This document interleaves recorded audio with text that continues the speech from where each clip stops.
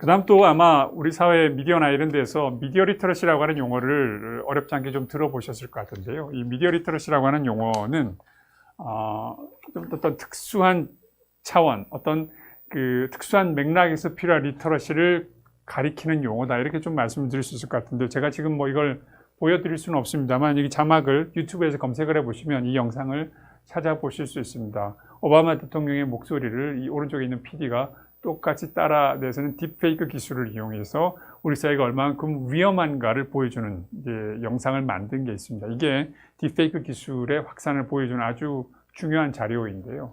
한 2분 정도 아마 영상이 될 겁니다. 나중에 한번 기회가 되시면 보시면, 이렇게 미디어가 우리가 인류를 편리하게만 활용하는 것이 아니라 우리 사회의 어떤 범죄나 다른 목적으로도 이용될 수 있겠구나. 특히 이제 선거철 같은 데서 어떤 사람의 목소리를 위변조한다든가 뭐 이런 어떤 용도로도 충분히 활용될 수 있겠구나, 이런 생각을 할 수 있게 되고요.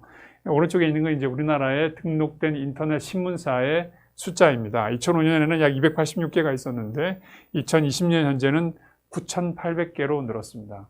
이 작은 신문사들이 각자 기자들을 가지고 직접 취재를 해서 기사를 쓸 수 있는 수준이냐? 그렇지 못하거든요. 대개 뭐 요즘 포털 같은 데 많이 실리는 거 보시겠습니다만, 전날에 있었던 드라마나 예능 프로그램을 요약해서 올려놓은 것이라든가, 어느 메이저 언론사들이 만들어낸 기사들을 다시 짜깁기 해서 재편집해서 제목을 그럴싸하게 자극적으로 붙여서 포털에 올린다든가, 이런 방식으로 이 운영해 나가는 소규모의 영세 신문사들도 굉장히 많아졌습니다. 이런 신문사들이 광고에 의존해서 살기가 어렵다 보니까 대부분 포털에서 히팅수, 포털에서 얼마만큼 많은 사람들이 그 기사를 찾아보느냐, 그래서 이 포털들로부터 돌려받는 돈으로 운영하는 경우들이 많습니다. 그렇다 보니까 이 포털에 얼마만큼 많은 사람들을 자극할 수 있도록 기사를 올리느냐가 중요해졌고, 이런 부분들이 지금 우리 사회에 건강한 커뮤니케이션을 만드는 데 굉장히 장애 요소로 하나로 작용하고 있는 면들이 있습니다. 이런 어떤 현대의 지금의 미디어 상황들을 잘 이해하고 이런 환경 속에서 잘 의사소통할 수 있는 능력, 이런 것들이 이제 미디어 리터러시라는 개념에서 중요하게 논의되고 있는 부분입니다. 필터 버블이라고 하는 용어도 있는데요. 이 필터 버블이라는 것은 이제 엘리 프레이저라고 하는 저자가 쓰고 우리나라에서 번역될 땐 이걸 이제 생각 조종자들이라고 하는 책으로 번역이 됐습니다. 우리는 수많은 정보 속에서 지금 살아가고 있다 보니까 그 많은 정보들을 우리의 능력으로 다 필터링 해낼 수가 없어요. 그렇다 보니까 많은 부분 기계의 도움을 받기 시작했고, 이 AI 기술이 발달하면 발달할수록 나에게 필요한 맞춤형 정보를 제공해주는 서비스들이 늘어나고 있습니다. 그래서 전날 어디 물건 사는 마켓에 들어가서 사놓은 물건 목록들이, 내가 보고 온 목록들이 내가 다른 웹사이트로 옮겨가도 계속해서 따라다니면서 어제 이거 사려고 하시지 않았어요? 라고 붙어 다니면서 나를 자꾸 유혹하는 이런 방식. 그 다음에 각종 새로운 정보들을 갖다가 나한테 포워드해 주는 이런 것들이 다 우리가 AI 기술들이 우리에게 맞춤형 정보를 제공해 주는 것인데요. 그것이 그렇게 정보의 양이 늘어나면서 나에게 꼭 필요한 정보들을 필터링 해줄 수 있는 기술로 선용할 수 있도록 등장한 부분들이 있지만, 이게 이제 어떤 기능을 하냐면, 예를 들면 유튜브 같은 데를 한번 보시면 대표적으로 볼 수 있는데요. 내가 어떤 영상을 몇 개 클릭해서 보고 나면 이제 특히 이제 선거철 같은 경우에 나와 정치적인 성향이 비슷하거나 내가 좋아하는 어떤 유형의 드라마이거나 아니면 내가 좋아하는 어떤 유형의 컨텐츠들만 계속해서 추천 목록에 올라오는 이제 그런 사례들을 보시죠. 그 속에서 이제 필터 버블이 작동을 하고 있는 것이죠. 필터링이 되면서 내가 경험할 수 있는 정보의 양을 나에게 필요한 부분, 내가 관심이 있어 하는 부분으로 나를 가두어 버리는 역할을 하게 되는 것입니다. 그래서 이게 필터링 속에서 나를 가두어 버리는 역할, 그래서 필터 버블이라고 이렇게 부르는 것이고요. 이것이 갖고 있는 문제점은 뭐냐면, 나와 비슷한 관심사나 나와 비슷한 이해관계에 있는 사람들끼리만 묶어서 내가 그 속에서 쉽게 벗어나지 못하게 만든다는 것이죠. 일종의 우물한 개구리를 만들어갈 가능성이 많고, 그 사회 다른 구성원들이 생각하는 것, 나와 이해관계가 다른 사람들의 생각을 들을 기회가 줄어든다는 것이죠. 이런 부분들이 이런 어떤 문제점들을 이해하고 어떻게 하면 그런 어떤 한계들을, 이 필터 버블들을 걷어내고 내가 우리 사회 많은 구성원들의 어떤 경험이라든지 목적이라든지 생각들을 공유할 수 있을 것인가, 이런 것들을 생각해 보는 것들도 이 미디어 리터러시라고 하는 것이 갖고 있는 생각이다, 이렇게 말씀드릴 수 있겠습니다. 정리하자면, 그래서 미디어 리터러시는 주로 언제 생겨난 용어이냐면 20세기 중후반에 들어서 대중미디어, 앞서 말씀드렸처럼 라디오라든지 텔레비전 이런 미디어들이 생겨나고 또 신문이나 잡지들이 생겨나면서 이런 어떤 큰 자본에 기반한 미디어들이 일방향적으로 시민들에게 메시지를 제공하기 시작해요.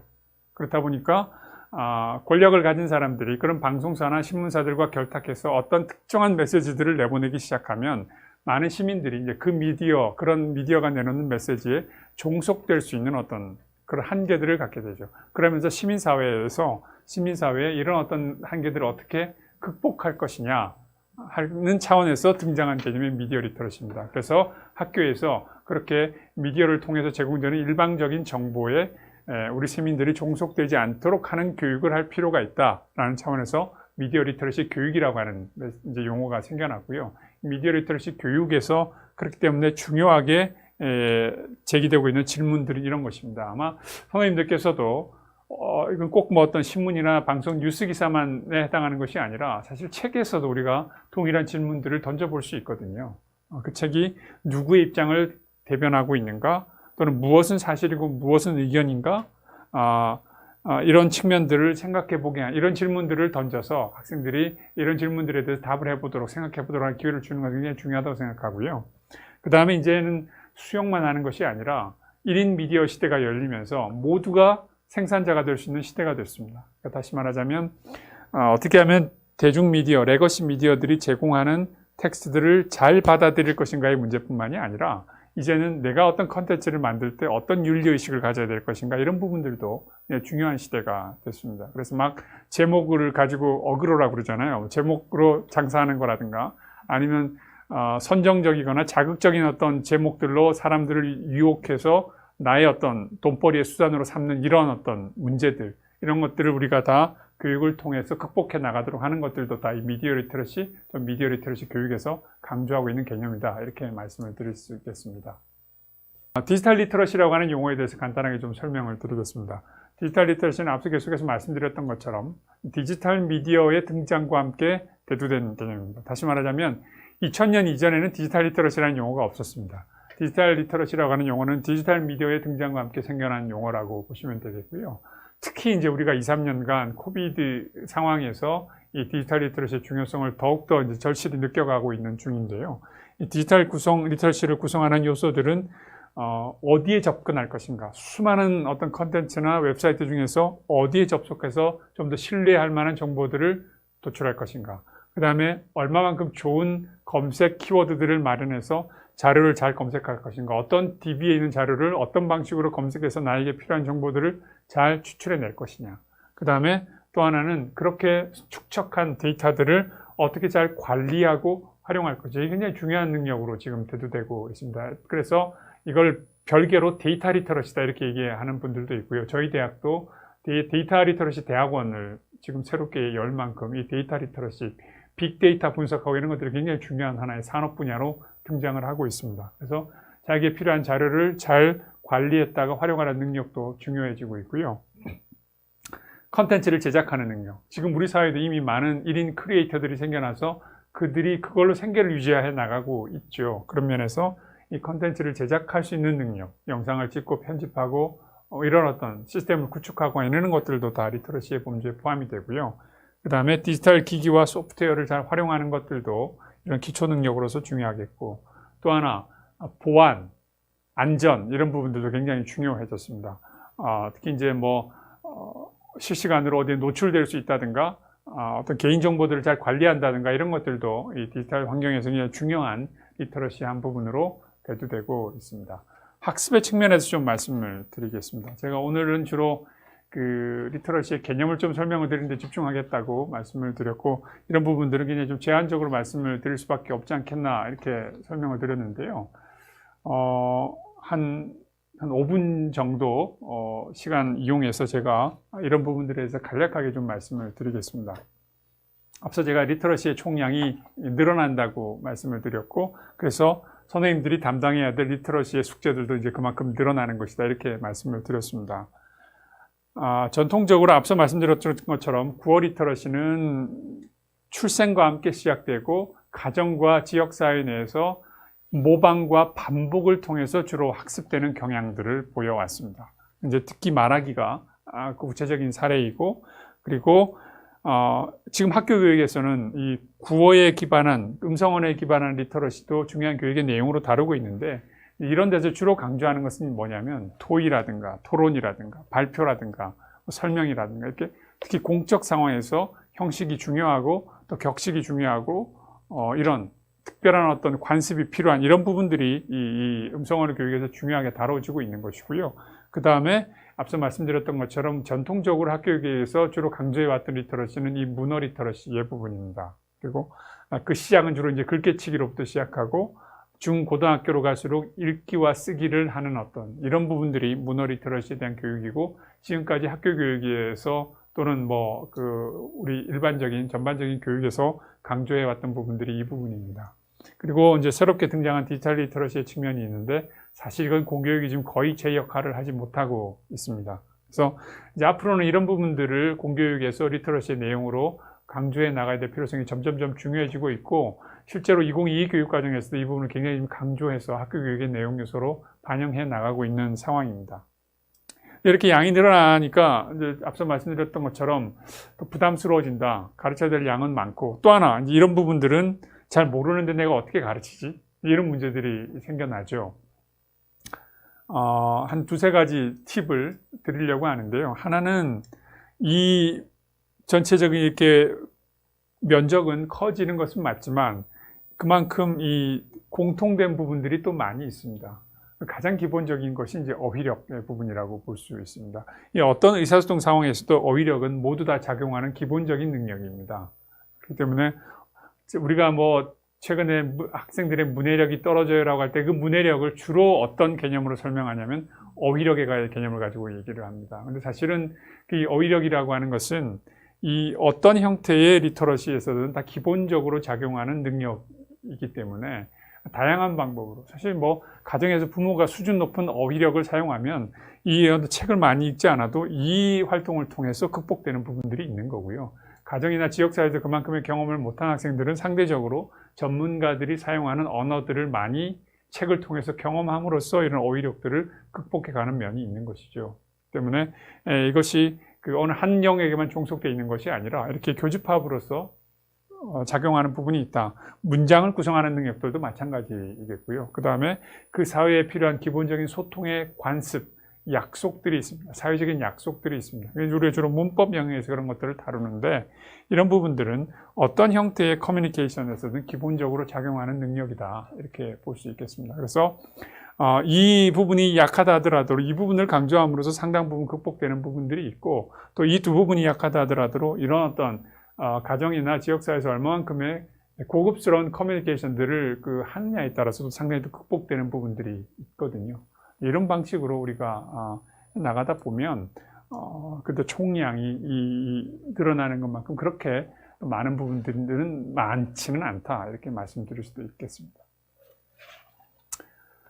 학습 능력과 리터러시의 측면을 좀 말씀을 드리겠습니다. 앞서 제가 왜 사람들이 리터러시라는 것을 일반적인 모든 능력으로까지 확대해서 사용하느냐라고 말씀드렸는데, 그것이 상당 부분 이런 학습 능력과 밀접하게 관련이 됩니다.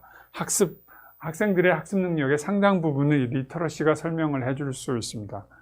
학교에서의 학습이라는 것은 크게 보면 선생님과의 커뮤니케이션이거나 아니면 교과서와의 커뮤니케이션입니다. 간략하게 생각해서 말씀드린다면 책을 기반으로 해서 커뮤니케이션 하거나 아니면 선생님과 대화 또는 학생들과 대화를 주고받으면서 이루어지는 것이 학습이죠. 학습이 그냥 내가 가만히 누워있는데 이루어지지는 않잖아요. 어떤 형태로는 커뮤니케이션이 있어야 학습이 이루어지는 것인데, 그 커뮤니케이션은 결국은 이 리터러시라고 하는 부분으로 설명이 될 수 있는 것입니다. 그래서 수능 치고 나면 교과서 위주로 공부했다는 말이 전혀 틀린 말은 아닙니다. 교과서라는 것이 전문가들이 가장 압축해서 합의해서 써놓은 지식체계인 것이죠. 그걸 기본적으로 이해하는 것은 학습을 완성하는 데서 굉장히 중요한 부분이기 때문에 교과서를 잘 읽는 것은 굉장히 중요한 학습 능력이고 리터러시한 부분이다. 이렇게 말씀드릴 수 있겠습니다. 남의 말을 잘 이해하는 능력도 중요하겠고요.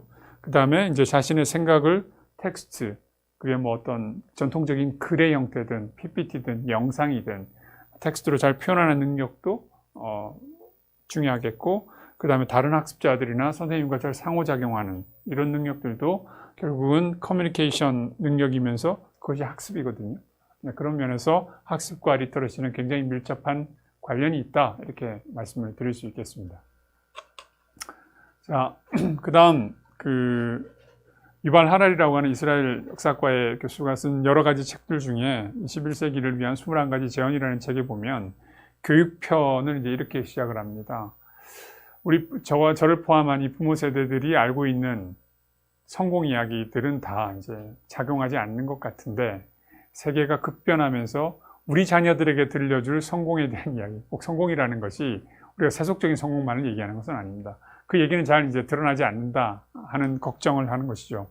그렇다면 이제 2100년까지도 살 수 있을 이 아이들에게 우리에게 무엇을 가르쳐야 할 것인가?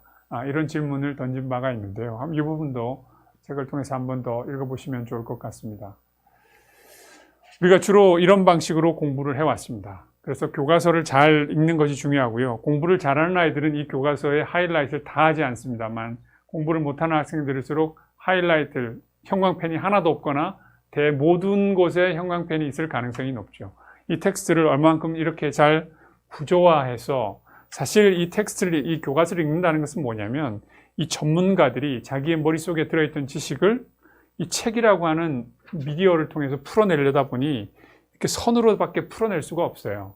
우리가 인류가 그동안 발명해왔던 미디어라는 것이 갖고 있는 한계가 그랬거든요. 그렇다 보니까 자기 머릿속에 있는 생각은 굉장히 복잡하고 입체적인데, 이걸 다른 사람들에게 학습을 시키는 목적으로 책을 만드는 상황에서는 이걸 선으로 뽑아낼 수밖에 없어요. 결국 학습자가 해야 될 일은 뭐냐면, 이렇게 선형화되어 있는 이 텍스트로부터 다시 이 전문가의 머릿속에 있는 이 지적 체계들을 복원하는 일입니다.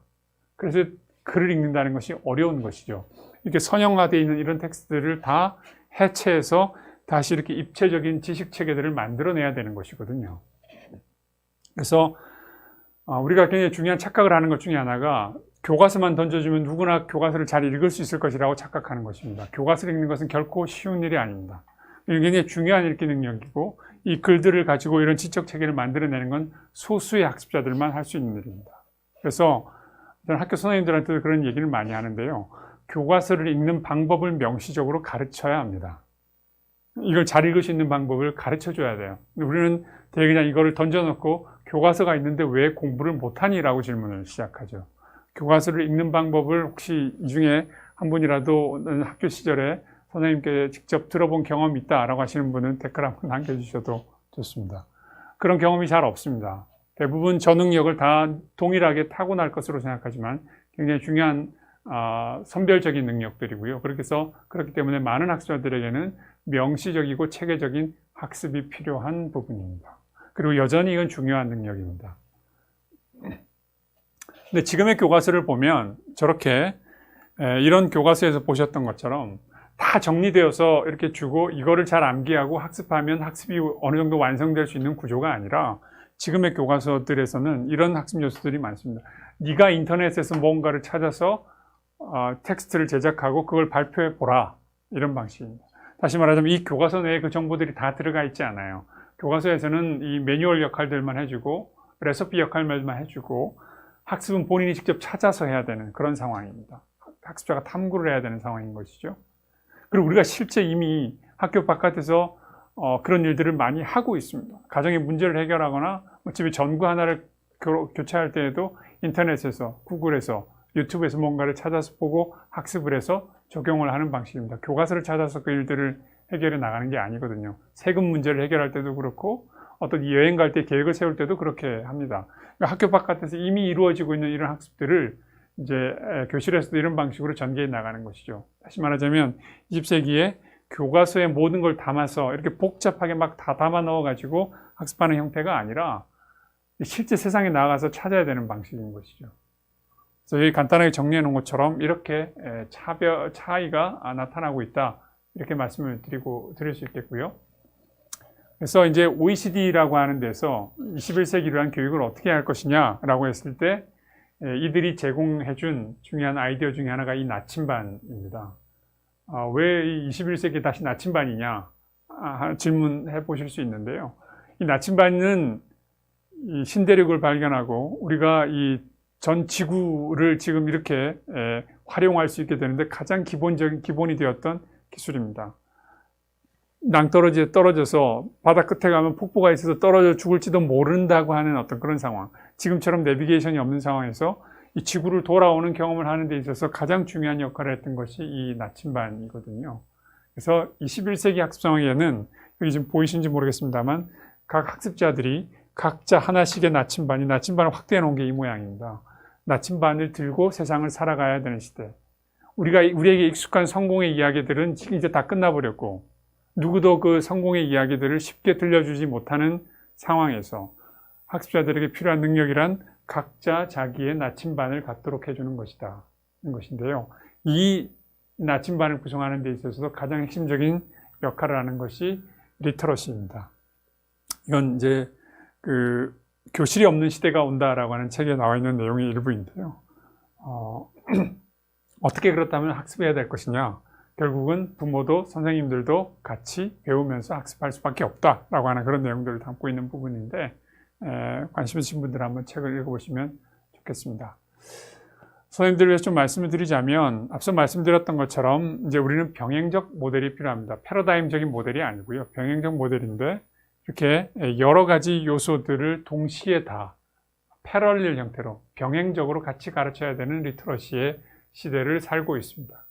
주로 이제 우리가 이걸 중심으로 리터러시를 생각해 왔지만 이것도 여전히 중요하고요. 그 다음에 앞으로 갈수록 이 디지털 리터러시가 우리 사회에 개인적인 차원에서나 사회적 차원에서나 중요성이 더 부각될 것입니다. 따라서 이 부분에 대한 교육도 게을리하기가 어렵다 이렇게 말씀을 드릴 수 있겠고 앞서 말씀드렸던 이 가운데 부분이 굉장히 중요한데요. 이 가운데 부분을 상당 부분 극복해 줄 수 있는 부분들이 독서와 글쓰기 같은 이런 부분입니다. 이건 굉장히 고급스러운 어휘력과 또 문장 구성 능력이라든가 이런 부분들을 필요로 하는 부분이기 때문에 그리고 자기의 사고를 완성된 형태로 표현하고 또 그렇게 고급스럽게 표현되어 있는 그 텍스트들을 수용해 보는 경험이기 때문에 이 전체적인 이 확장되고 있는 리터러시를 극복하는 데 있어서 핵심적인 요소인 것만은 분명하다 이렇게 말씀드릴 수 있겠습니다. 그 다음에 이제 여기 말씀드리고 있는 것처럼 다양한 새로운 미디어들이 등장하면서 교육해야 되는 이런 내용들도 여전히 필요합니다. 근데 이걸 위해서는 선생님들이 좀 많이 검토해 보실 부분이 있는데요. 특히 이제 디지털 미디어 관련해서는 부모님들이 주로 뭘 떠올리냐면 게임, 과몰입, 중독 뭐 이런 용어들에 익숙해져서 가지고 어떻게든 아이들 손에 핸드폰과 컴퓨터를 안 들리도록 하는 교육을 하고 싶다 이렇게 말씀을 하시는데요. 저도 뭐 자녀들을 다 키우긴 했습니다만 경험이 있기 때문에 그 부분이 어떤 의미인지 충분히 공감하는 부분이 있습니다만 이 부분을 또 간과할 수 없습니다. 이 디지털 미디어들을 선용하면 무한한 가능성이 또 열릴 수 있거든요. 이것이 이 우려 때문에 이걸 우리가 포기하기는 어려운 시대가 이미 되었기 때문에 학생들에게 좀 더 새롭고 교육적으로 유의미한 경험들을 많이 보여줘서 이런 선용의 형태로 그 디지털 미디어들을 활용할 수 있는 기회들을 제공해 주는 것이 중요하다. 또 하나 디지털 네이티브들에 대해서 갖고 있는 그 기성세대의 뭐랄까요, 일종의 착각이라고 그럴까요? 그 중에 하나는 뭐냐면 아이들은 다 잘한다라는 거예요. 내버려도 다 잘한다라는 거예요. 그걸 보면 되게 반복적으로 익숙하게 해왔던 일부의 경험들을 빠르게 하는 경향들이 많습니다. PPT는 여전히 잘 못 만들고요. 애들이 컴퓨터 기반으로 만들어 놓은 영상은 여전히 좀 조잡한 면이 있습니다. 그 수준이라고 하는 측면과 질적으로 얼만큼 우수한가의 측면과 그런 기능들을 얼만큼 잘 수행하느냐는 별개로 생각해 봐야 될 부분들입니다. 그렇기 때문에 얼만큼 검색을 잘할 수 있도록 도와주느냐, 얼만큼 양질의 컨텐츠에 접근해서 필요한 정보들을 쓰레기 정보가 아니라 정말 그 전문가들이 심혈을 기울여서 만들어낸 컨텐츠에 접근할 수 있도록 해줄 것인가, 이런 부분들은 여전히 기성세대의 도움이 필요한 부분이다 고 말씀드릴 수 있겠고요. 그 다음에 스스로 좋은 질문을 만드는 것. 아까 제가 나침반 모형을 보여드렸는데요. 거기서 제일 중요하게 얘기하는 것은 뭐냐면 좋은 질문이 좋은 탐구를 만든다는 거거든요. 그러니까 학생들에게 중요한 것은 좋은 질문을 던져주고 컴퓨터를 이용해서 인터넷을 이용해서 그 질문들에 대한 답을 스스로 찾아보도록 하는 것입니다. 그 과정에서 도움이 필요한 부분들에 대해서 조언하고 안내해주고 하는 것이 교사의 역할이다. 그런 경험들이 축적되면 이거 단순히 애니팡 하는데, 애니팡 요즘 안 하죠. 애니팡 하는데 이 디지털 기기를 쓸 수 있는 것이 아니라 세상에 대한 많은 소식들을 듣고 여행 계획을 세우고 외국에 가서 일할 기회들을 생각해보고 공부할 경험들을 쌓는 용도로 디지털 미디어들을 이용할 수 있겠구나라고 하는 이제 새로운 경험들을 하게 되는 것이죠. 그런 역할들을 앞으로는 선생님들이 전통적인 어떤 형태의 리터러시 교육뿐만이 아니라 앞으로 이제 해 나가야 될 필요가 있겠고, 이것이 학교 교육뿐만이 아니라 모든 교육의 장면에서 필요한 부분이다. 이렇게 말씀드릴 수 있겠습니다. 좀 설명을 짧게 드리고 질문을 많이 받으려고 했는데 좀 길어졌습니다. 혹시 질문 있으면 좀 받도록 하겠습니다. 질문이 거의 이 내용을 담아주신 거라서 네. 한번 정리해 주시는 차원이면 될 것 같습니다. 네. 자, 괜찮습니다. 문자 기반 세대인 제가 리터러시 격차를 줄일 수 있는 방법은 무엇일까요? 이제 이런 질문을 주셨는데 이건 사실 제가 자주 받는 질문 중에 하나입니다. 아마 비슷한 고민들을 부모님들이시거나 아니면 여기 이제 한소리 선생님들도 부모님들과 상담이나 또는 학생들과의 상황에서 많이 접하실 수 있을 것 같은데요. 한계가 있는 부분이 있습니다. 저도 한계를 인정하고 잘 접근하지 않는 부분 중에 하나가 이 게임의 영역입니다. 이건 또 너무 많이 발전되어 있는 분야이고 또 따라가기가 어려운 부분들이 있고요. 저도 그래서 이제 한계를 느끼는 리터러시의 부분들이 게임 리터러시라고 하는 부분들도 있습니다. 이제 그런 상황에서 우리가 가져야 될 생각, 아까 제가 교실이 없어진다, 사라진다라고 하는 그런 책에서도 공통적으로 이해하고 있는 것은 뭐냐면 우리가 20세기에 익숙하게 해왔던 교육에 대한 모델을 버려야 된다는 것입니다. 우리가 생각하는 교육의 모델은 선생님이 모든 것을 알고 학생들에게 탑다운으로 가르치는 것. 이걸 이제 우리가 교육이라고 주로 생각을 해왔죠. 근데 지금 많은 부분에서 우리가 그런 방식의 교육이 한계가 있다는 걸 이제 체감을 하고 있습니다. 그래서 좋은 방법은 한 두 가지 정도로 말씀드리자면 아이들을 활용하는 것입니다. 아이들마다도 각자 갖고 있는 경험들이 다르기 때문에요. 그 경험들을 교실에서 또는 다양한 학습 환경에서 활용할 수 있도록 그 아이들이 갖고 있는 능력들을 활용하는 형태입니다. 게임을 잘하는 아이들의 경험을 이용해서 게임에 대해서 얘기해보게 하고 SNS를 잘하는 아이들의 경험을 SNS로 또는 동영상을 잘 만드는 아이들의 경험을 그 수업 시간을 이용해서 선생님은 뭘 하느냐 그런 아이들을 발굴하고 그런 아이들이 그런 자료들을 발표를 잘 준비할 수 있도록 도와주고 또 했을 때 부족한 부분들에 대해서 코멘트 해주고 선생님도 또 궁금한 내용들을 질문해서 학생들이 또 그 부분에 대해서 생각해 볼 수 있도록 하고 그래서 한마디로 얘기하면 조력자 또는 코디네이터 이런 역할들을 이제 할 수 있는 것이고요. 또 하나 학생들이 만들어내는 부분에 있어서 어떤 사회적인 사회의식이라든가 윤리의식이라든가 이런들이 또 결여되어 있는 부분들에 대해서는 선생님들이 또 그런 부분에서도 기여할 수 있고요. 그래서 내가 다 알고 가르쳐야 된다는 생각을 버리면 또 수많은 새로운 방법들이 생겨납니다. 또 하나는 선생님들의 커뮤니티를 만드는 방법입니다. 그래서 내가 다 하기보다는 서로 이제 품앗이를 하는 거죠. 저도 그래서 요즘 대학 강의에서 할 때 다른 대학의 교수님들도 많이 모셔오고 제가 또 가서 하기도 하고 이렇게 해서 서로 품앗이를 하기도 합니다. 전문 분야가 다르기 때문에 내가 뭔가를 배워서 하기보다는 훨씬 더 거기에 경험이 많고 잘 아시는 분들의 경험을 빌려 쓰기도 하고 제가 또 그런 도움을 되갚기도 하고 이런 방식으로 우리가 이미 지금 그렇게 학습할 수 있는 환경들이 다 구축이 돼 있잖아요. 그 방식들을 활용하는 것이겠죠. 그런 게 있겠고요. 디지털 리터러시에서 중요한 것은 분별력 있는 정보 해석인데 그 분별력 향상에 좋은 훈련은 어떤 게 있을까요? 굉장히 중요한 질문이십니다. 디지털 리터러시이기도 하면서 이 디지털 시대의 미디어 리터러시라고 하는 것이 궁극적으로 갖고 있는 질문을 짚어주신 부분이기도 한 것 같습니다. 20세기까지만 하더라도 우리가 정보를 만들어내는 사람이 제한적이었습니다. 그리고 그 정보를 만들어내는 사람들은 대개 그 사회에 권위가 있고 전문가로서 사회의식도 있고 윤리의식도 있는 사람들이었고 그리고 그 사람들이 혼자 하는 것이 아니라 글을 쓰는 사람 글을 쓰면 출판사에서 그걸 다 에디팅을 하고 교열을 하고 편집을 해서 다시 또 부족한 부분이나 잘못된 부분들은 원저자에게 가서 고쳐오고 한 일종의 협업 형태였습니다. 그 과정에서 잘못된 정보들이 걸러지기도 하고 또 지나치게 과격한 부분들이 또 통제되기도 하고 이런 역할들을 해왔죠. 그리고 그렇게 생산되는 정보의 양이 제한적이었기 때문에 시민사회가 거기에 대응하기도 또 수월했습니다.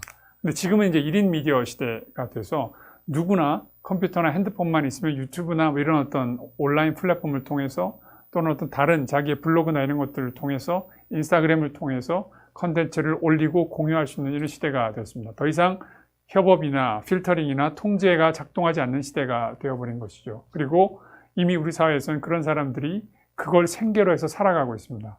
그렇다 보니까 점점 더 많은 구독자들을 확보해야 되고 또 그들에게 맞는 그들이 좋아하는 컨텐츠만 또 자극적인 컨텐츠만 이렇게 해서 계속해서 반복 생산해야 되고 하는 이런 그 소모적인 소비 행태가 늘어나고 있는 것이죠. 양은 엄청나게 늘어났고 그 속에서 신뢰할 만한 정보의 양은 또 결핍되어 있고 이런 것들이 우리가 지금 경험하는 문제점들입니다.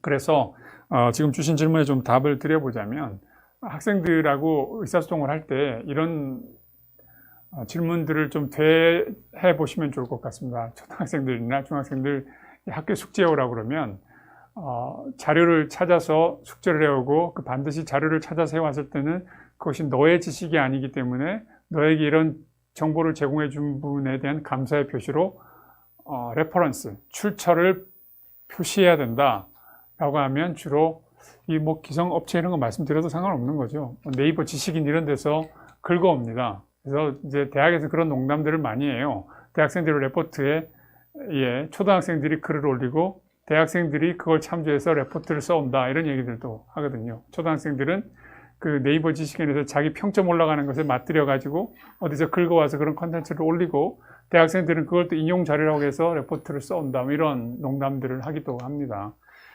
그렇기 때문에 누가 쓴 거리냐, 얼마만큼 이 텍스트를 쓴 사람이 전문성이 있느냐, 그리고 댓글도 굉장히 중요한 기능을 한다고 봅니다. 댓글을 쭉 읽다 보면 이 사람이 놓치고 있는 것 이런 것들을 보정해주는 역할들을 하기도 합니다. 그래서 우리 사회 구조가 지금 이렇게 되어 있다. 미디어 환경이 이렇게 되어 있기 때문에 네가 가져오는 텍스트가 모두 다 신뢰할 만한 것이 아니고 이건 누군가의 이익을 대변하거나 네가 포털에서 이 기사를 한번 클릭해주면 어느 지방에 기사가 2명 있는 신문사의 직원들이 이걸 생계에 유지한다. 꼭 그게 나쁘다는 것이 아니라 그런 어떤 우리 전체 어떤 미디어 생태계의 특성들을 이해하고 그렇기 때문에 분별력 있게 선별할 수 있어야 된다. 그리고 또 하나 더 말씀드리자면 교차 검증입니다. 일종의 삼각 검증이라고 할 수 있는데요. 원 소스에 너무 몰입하면 안 되고요. 다양한 소스들을 보셔야 됩니다. 뭔가 좀 의심스러우면 최소한 다른 하나의 컨텐츠들을 가지고 그것이 맞는지를 교차 검증해 보는 습관을 가져야 됩니다. 치약 보시면 치약 밑에 맨 부분에 보면 그 잉크가 표시된 게 있어요. 치약 그 뚜껑 맞은편에 그 납작하게 되어 있는 부분에 보면 중간에 까만색, 파란색, 노란색 이렇게 표시가 되어 있는 게 있습니다. 그럼 그 녹색 표시는 주로 이제 천연 물질로 제품이 만들어졌다는 것이고 까만색으로 표시가 되어 있으면 지금 뭐 한번 보십시오. 화장품에도 다 있습니다. 그건 이제 화학 물질로 만들었다는 표시인데 이렇게 말씀드리면 다 믿잖아요. 이게 사실 거짓말이거든요. 그것이 꼭 어떤 정치적인 이해나 경제적인 이해관계에서만 발생하는 것이 아니라 그냥 다양한 차원에서 이 도시괴담들이 만들어지기도 한단 말이죠. 그렇기 때문에 그런 어떤 정보들을 받아들일 때 얼마만큼 신뢰할 수 있고 또 뭔가 의심쩍을 때는 이걸 좀 더 신뢰할 만한 어디에서 이걸 찾아볼 수 있을까? 이런 습관들을 갖는 것이 이런 문제를 극복하는 데서 굉장히 중요하다. 이렇게 말씀을 드릴 수 있겠습니다. 그래서 학생들한테 이거 믿을 만한 거야? 이거 혹시 다른 소스를 가지고 한번 교차해서 확인해 봤어? 얼마만큼 최신의 것이야? 아니면 이걸 쓴 사람은 이와 비슷한 글을 얼마나 쓰셨대? 이런 질문들을 계속해서 던져보는 것이 지금 주신 질문들에 답하면서 동시에 학생들과의 학습 상황에서 학습의 경험의 질을 높이는데 긍정적으로 기여할 수 있겠다. 이렇게 말씀드릴 수 있겠습니다. 미래 교육을 준비하기 위해서는 송영이라는 분이 질문 주셨는데요. 미디어 리터러시 능력이 중요할 것 같은데 이런 종합적 능력을 기르기 위해서 어떤 교육을 해야 할까요? 신문 읽으십니까? 요새 혹시? 우리 사회에 신문 읽으시는 분이 얼마나 있으신지 모르겠습니다만 이것도 일종의 모방 학습이 굉장히 중요하다고 생각합니다. 그런 어떤 텍스트를 가지고 학생들하고 읽어보는 경험을 하는 것에서부터 출발할 수 있겠다는 생각이 들고요. 언제부턴가 우리 사회에서는 어떤 정보를 돈을 주고 값을 치르고 그것을 활용한다라는 인식이 굉장히 좀 낮아졌습니다. 내가 대가를 지불하지 않는 정보는 상대편에서 나에게 뭔가를 바라는 것이 있는 경우가 많죠. 내가 돈을 주고 사보는 어떤 그 텍스트일수록 보다 좀 더 신뢰할 가능성이 높은 그런 형태의 텍스트일 가능성이 높거든요. 그래서 그런 어떤 뭐 신문도 좋고 잡지도 좋고 이런 텍스트들을 이용해서 이런 것들을 학생들과 같이 읽어 나가면서 선생님들이 이런 텍스트들을 읽는 경험 자체를 학생들에게 보여주고 그러면서 선생님들이 할 수 있는 질문들을 아이들에게 던져봐주고 이런 경험들도 좋은 출발점이 될 수 있겠다는 생각이 들고요.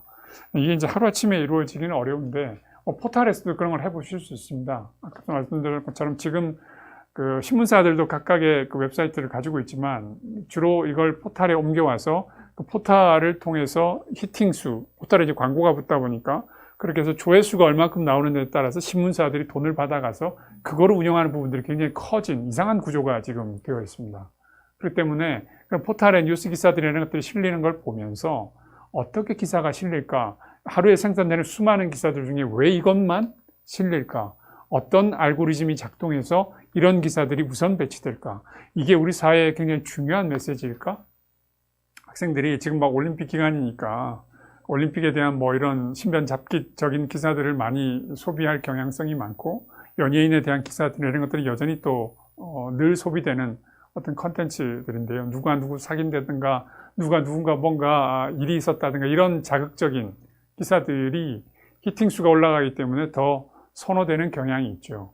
근데 자꾸 이제 한번 생각을 뒤집어 생각해 보면 이게 우리 사회에나 또는 나에게 정말 중요한 텍스트인가 기사인가 이렇게 한번 생각을 뒤집어서 해보면 그냥 가십거리들이거든요. 그래서 얼만큼 우리 사회 지금 뭐 어느 지역에서는 전쟁이 일어나기 위한 어떤 그 목숨이 왔다 갔다 하는 그런 상황이라고 하는데 우리가 어떤 국제적인 뉴스에서 관심을 갖는다든가 또 소외되고 있는 어떤 경제적인 면에 대해서도 관심을 갖는다든가 이런 어떤 그 지면들을 주제들을 좀 넓게 경험해 볼 수 있는 기회들도 제공해 주고요. 그렇다면 어느 나라의 그 지금 전쟁의 경험들이 우리 경제에 어떤 영향을 미치는지 이렇게 또 서로 연계해서 생각해 보는 우리 에너지 문제에 어떤 영향을 미치고 우리 경제 문제에 지금 뭐 저학년들은 그런 얘기들은 좀 적절하지 않겠습니다만 주식에 어떻게 영향을 미치고 그래서 이 금융 경제에 어떻게 영향을 미치고 이렇게 또 폭넓게 이렇게 교차해서 생각해 보고 하는 것 이런 것들이 이제 이 시대에 필요한 소위 역량이라고 하는 부분들에 가까울 것 같아요. 그래서 그런 부분들을 일시 해결할 수 있는 방법은 없는 것 같고요. 꾸준히 그런 경험들을 반복하는 것 그리고 선생님이 그런 활동에 있어서 중요한 모델의 역할을 해주는 것. 많은 부분 뭐 이건 좀 다른 얘기입니다만 저는 독후감에 대해서 그렇게 긍정적으로 생각하지 않는 면이 있는데요. 왜 그런가 하면 그 독후감을 악용하는 경우들이 좀 많기 때문입니다. 부모들이 읽지 않고 아이들이 읽었는지를 검증하기 위한 수단으로서 이 독후감을 활용하거나 선생님이 활용하는 경우들이 많기 때문이라고 봅니다. 제일 좋은 방법은 내가 먼저 책을 읽고 학생들이 책을 읽고 난 뒤에 가장 중요한 질문을 3개 정도만 던져서 그 주제를 가지고 아이들하고 이 얘기를 해보면 독후감보다 훨씬 더 풍성한 경험을 할 수 있거든요. 마찬가지라고 봅니다. 미디어 리터러시라고 하는 부분도 내가 얼마만큼 그런 경험들을 선행해서 하고 학생들과 그런 경험들을 공유하느냐라는 방식으로 접근하면 쉽게 풀릴 수 있지 않을까 생각을 해봅니다. 시간이 좀 제한되어 있어서 더 말씀을 드리지 못해서 아쉽고요. 이 리터러시의 분야가 갈수록 더 중요해질 것 같은데 기존에 우리가 잘 해왔던 이런 리터러시뿐만이 아니라 새롭게 대두되고 있는 리터러시의 문제에 대해서도 관심을 갖고 이런 것들을 잘하는 것이 아이들의 성장에서도 중요하고요. 뭐 농담 반 진담 반을 저희는 예비 교사들에도 그 얘기를 하는데요. 그게 우리 연금과도 직결되어 있는 문제이기도 합니다. 그래서 우리 사회가 좀 더 윤택해지는 데서 굉장히 중요한 사회적인 능력이기 때문에 이런 부분들에 대한 관심과 또 책무감을 느끼고 이런 일들을 수행해 주셨으면 좋겠습니다. 고맙습니다.